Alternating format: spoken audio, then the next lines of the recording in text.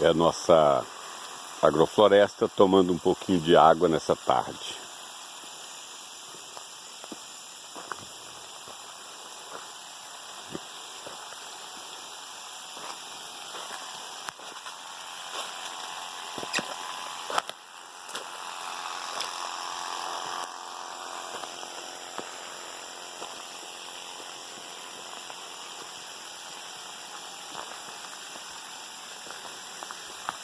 Tudo muito bonito, tudo feliz, agradecendo a esse planeta maravilhoso, agradecendo ao universo por essa oportunidade de estar se manifestando em forma de vida aqui hoje nesse lugar maravilhoso.